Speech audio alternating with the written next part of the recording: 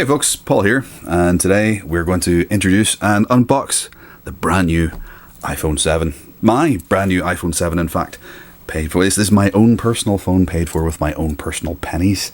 So, let's get into it. Let's try and get into it. Cellophane. Don't need that. So, Apple continuing with what they started, which was the minimalist packaging. There used to be phones had massive boxes with colourful displays and all sorts of information on the outside. Now you get a picture of the phone, and that's about it, really. Really very little. You've just got the Apple and iPhone branding on the outsides, and on the back some technical information there. The contents of the box. This is the 128 gig version. Was tempted by the 256, but decided against it. Don't really need it just yet, so some more information on there, and that's pretty much it.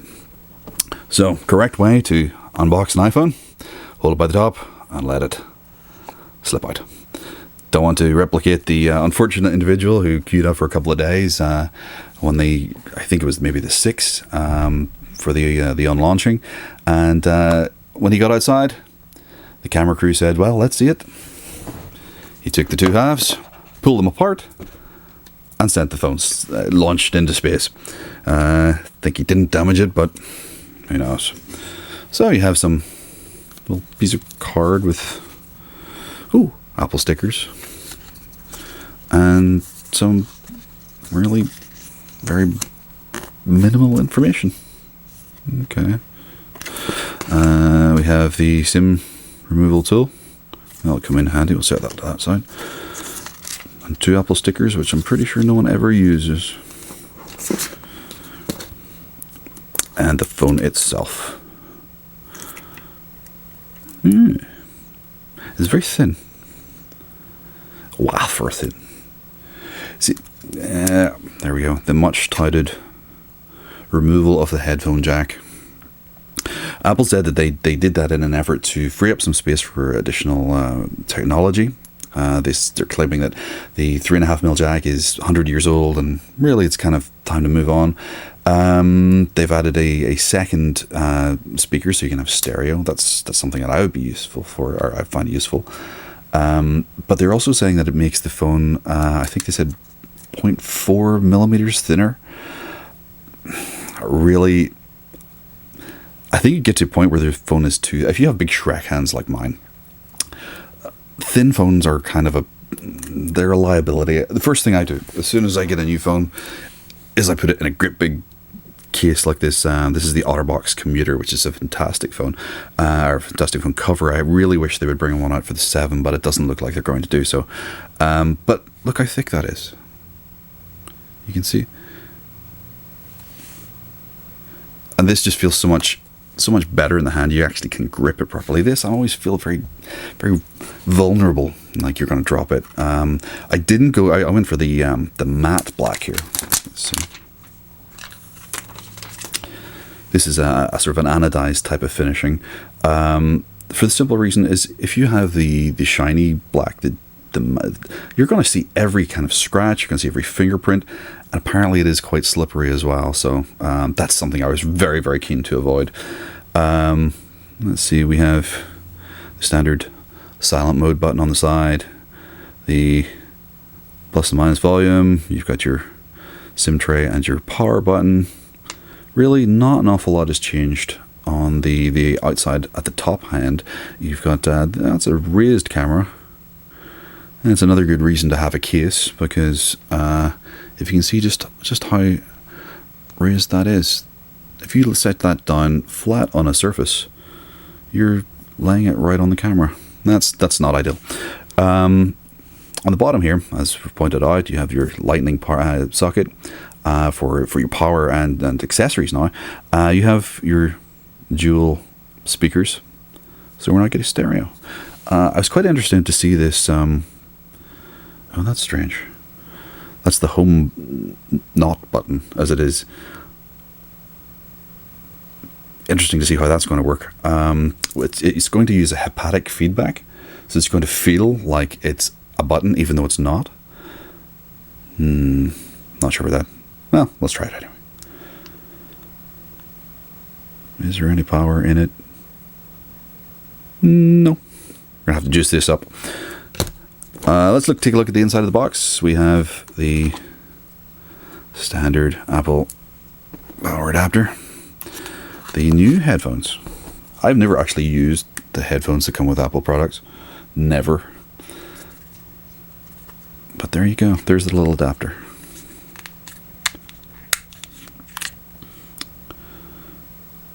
When Apple first said that they were going to ditch the headphone socket, people lost their minds. Like, this is going to be the end of everything. We're going to have to go back to proprietary headphones like the days of the old Sony Ericsson phones. Look, this, you can buy one of these for £9 from Apple, and you can use any headphone you want. It's not a big deal. So that's nice that Apple included that, though. It's surprising that Apple included it. Normally they try and charge you as much as humanly possible to try and get your periphery stuff. And there we go. That's the new headphones with the lightning connector. Cool. Let's put those away because they'll never be used. And a new cable which will no doubt last 6 months like every other iPhone cable. Yes, that'll be replaced as well. Okay, I'm going to try and juice this up and get a SIM into it and see what happens. So, turns out there was actually some power in the iPhone, I just wasn't turning it on properly. You'd think after my, 5th iPhone I'd know how to do that, but apparently not. So, what I'm going to do is I'm going to set that down for a second. I'm going to pop the SIM. I've just removed my iPhone 6 from the its OtterBox little coffin. I am feeling incredibly vulnerable at this point because I'm a clumsy oaf and I tend to drop these things. So, I'll remove the SIM. This is an EE SIM, nano SIM it takes. Same as every other one. Now, using your little removal tool, just pop that out. And then try and figure out which way the SIM goes back in. I think it's that way, isn't it? It is.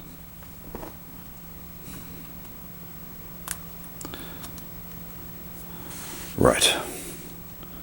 Ooh. Well, that's strange. You press this and it kind of clicks, but you know it's not a real button, and now it's playing with my mind. Okay, so let's turn the power on and press it again. Oh, that's going to take some getting used to. When you press the button, it kind of feels like you're clicking a button, but there's no actual movement. You just get a little kind of feedback that says you've done something. And yeah, oh, my head's blown. Okay, anyway, moving on before I get completely sidetracked by that piece of wizardry. So, United Kingdom, setting a language, hopefully English. Choose Wi-Fi. Let's connect to my... Which one will I connect to? 5 gigs. 5 gigs. Why not? Gareth says 5. We're going to enter the passwords off screen. Join. Hey. Now, it has to be said that if you're coming from an iPhone to an iPhone, you bypass this completely. Okay. The first thing I will do as soon as I get home, reset this back to factory. I'll plug in my previous iPhone. I'll back that up to iTunes. I'll plug this iPhone in, hit restore, and it's basically like cloning, like photocopying this phone onto this handset. Everything transfers over, all your data, your music, your apps, your text messages, absolutely everything transfers over. So it's a fantastically simple way of doing it, and it actually works really, really well. The only problem I ever found with it is that I actually had to clean out my phone a while ago because I had so much crap on it from my iPhone 4 that I had downloaded the apps on there and never really used them, never really cleaned them up. But then every time I got a new iPhone, everything transferred across, and I just ended up never really getting rid of them. So it's something to bear in mind. But what we're going to do is we're going to take you through just basically setting up an iPhone from scratch. If this is your first iPhone, or you're coming from a previous Android or something like that, you can It's asking for location services. That's for GPS, and some of the apps require location services, so we'll enable location services. Touch ID. You can set this up later, or no, let's do it now. And what this is asking for is the fingerprint scanner in the bottom. Now, if I can do this without whacking the camera, that would be pretty handy. So I'm going to turn the phone this way a little bit, and you just basically keep placing your thumb, moving it ever so slightly each time, and it's basically just taking an image of your thumb. And then you adjust your grip so as that, let's continue.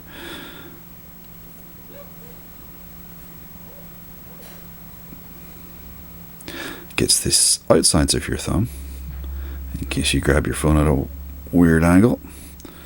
And there we go. Create a password. Let's not do that on camera.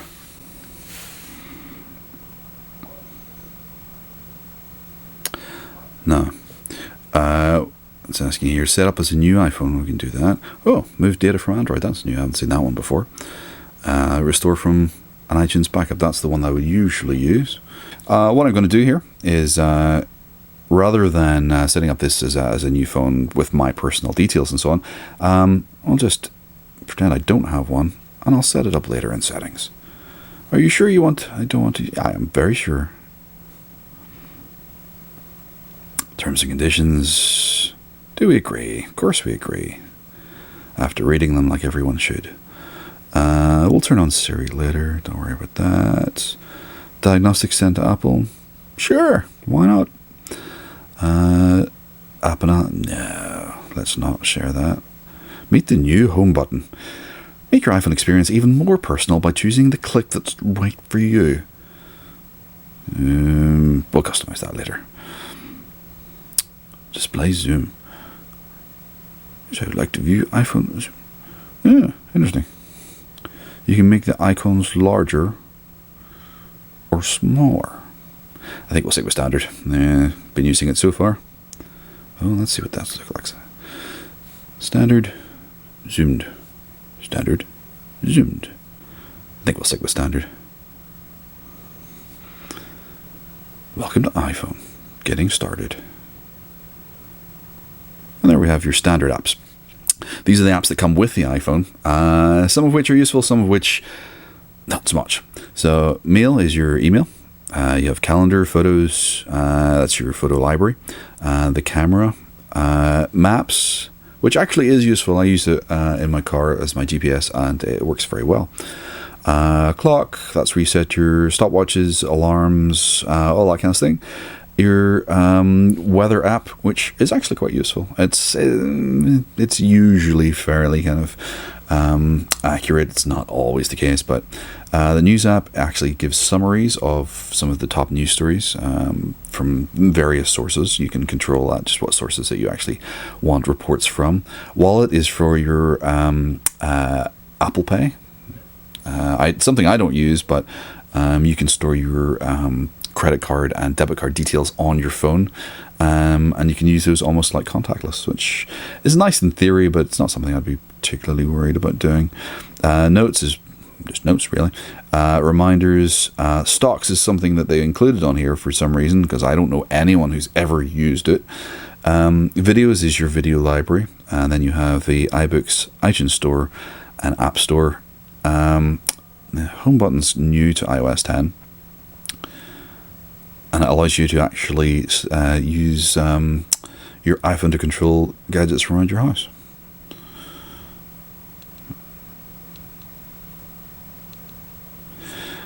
The health, and then your settings. So this is absolutely nothing new to anyone who's ever had an iPhone before. You also have, when you're scrolling from side to side, there's some more apps. Again, these are all bog standard Apple apps everyone's seen. Along the bottom here, you have the phone, Safari, messages. These are kind of your usual use apps, and they stay on the bottom regardless of which screen you're on. This is new for iOS 10. This you can actually use from your lock screen, or That's the stock apps that no one uses. Sorry, I'm trying to do this on camera, which isn't the easiest thing to do whilst wrapping yourself around a tripod. So swiping to the left, screens to the left, you can actually have widgets. There's your regular use. This will actually become populated by the apps that you use most often. Then you have news stories. This again comes from your news app, weather, and so on.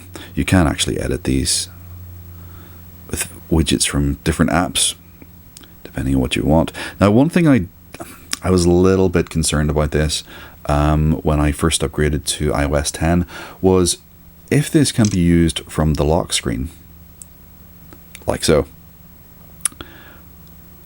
What information do you really want here? Do you want email? Do you want you can have your Amazon status for your different orders and things like that? Is that something you want on your lock screen that doesn't require the use of the fingerprint scanner or your password? For me, no thank you. So if we return to the lock screen, swiping to the right to bring the left hand screen over, we'll bring this, and swiping that way will bring up your camera. Now the camera, I know they have updated quite a bit. Again, the format of it should be very familiar with anyone who uses iPhone. You have your various options down here, which you get to just by scrolling over. So you can use time lapse, slow-mo. That's your video setting. Then you have photo. You have photo, square, and panoramic. That's your 3 different versions of your photograph. And up here we have that's your flash, the HDR function, which generally we just leave it alone. Live, don't know what that means. Live on, live off. Let's leave it on.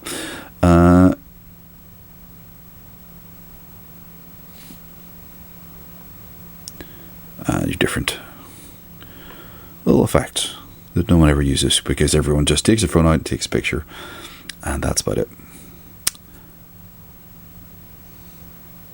Yeah. So I wonder if it's the same. Yep.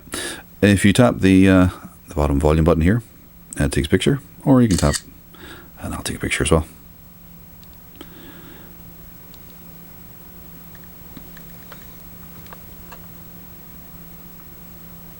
Back in the stocks. This is a really sensitive screen, actually. I usually have a nice big Gorilla Glass thing here on the front, so it's a little more sensitive than I'm used to. So it's an iPhone. It's almost exactly the same as this iPhone on a daily use basis. They're exactly the same screen size. The actual screen protectors and so on for the iPhone 6 will fit on the iPhone 7. Now, a lot of people have criticized the iPhone 7 as being a kind of an evolution rather than a revolution, and I guess they're right. There is no real standout feature of the iPhone 7 the way there was with previous models. There's no kind of big kind of wow thing that you're going to get. Basically, what they've done is they've taken the phone and they've kind of tweaked everything in it, so they've made everything just a little bit better. They've refined anything, the camera, the memory, the processor's faster. So they've just taken it and they've made everything a little bit better. Have they played it safe? Yeah, they probably did. With this little kind of audio setup, is that a bold move? Yeah, maybe it's a bold move, but at the same time, I think it was inevitable, and I think you probably will see more people follow suit with it if it takes off. The fact that they've made this available in the box and they've made it available at a reasonable price means that really it doesn't make a heck of a difference to most people. You get your headphones bundled in with it, so it's all good. I think that there was a lot of rumors. I mean, once Apple announced that they're going to produce a new iPhone, the rumors go wild that it's going to have absolutely everything. It's going to transform into a giant robot. It's going to do everything under the sun. I think that I know that Apple have patented some new technology based around this screen. I think you're going to see some big changes. Whether it actually happens for the iPhone 7, I think it's probably more likely to be the 8. I think it's going to have a fairly revolutionary new screen, and they are talking about patenting wireless charging. At the minute, this is just using the standard lightning connector and wall socket, but I think you will see that in the next one. Now, some people have said that one of the criticisms leveled against the iPhone is basically just how expensive they are. And how they're not for kind of most folks, and the ones that are getting 16 gig versions which fill up very, very quickly.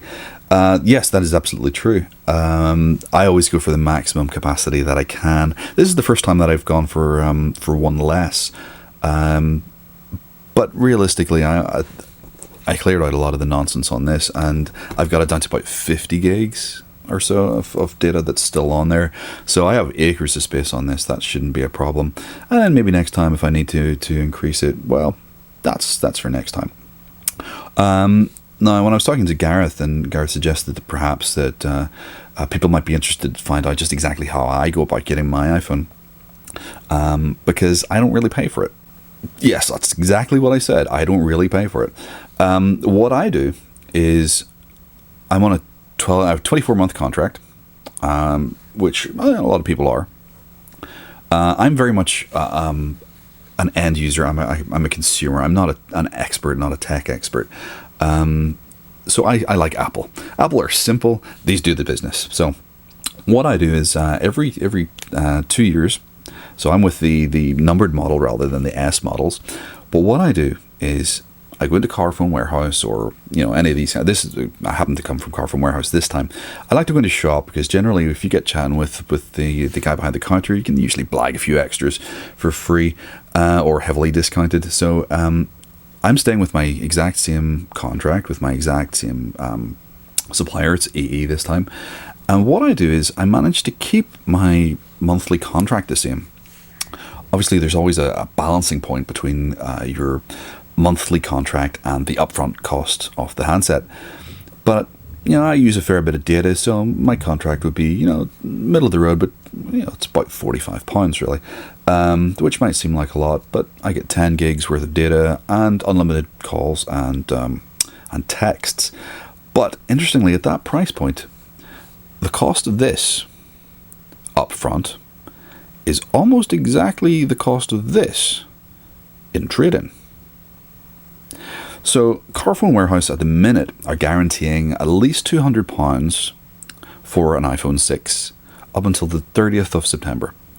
CEX and those sorts of places are pretty much giving you the same thing.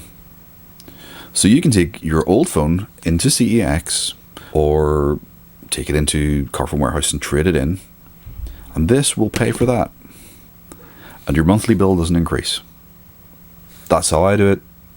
It works for me. So every 2 years I get a new phone, and really I'm not out of pocket anything. I hope this has been useful for you. Please like and subscribe if you like what you see. Thanks for watching.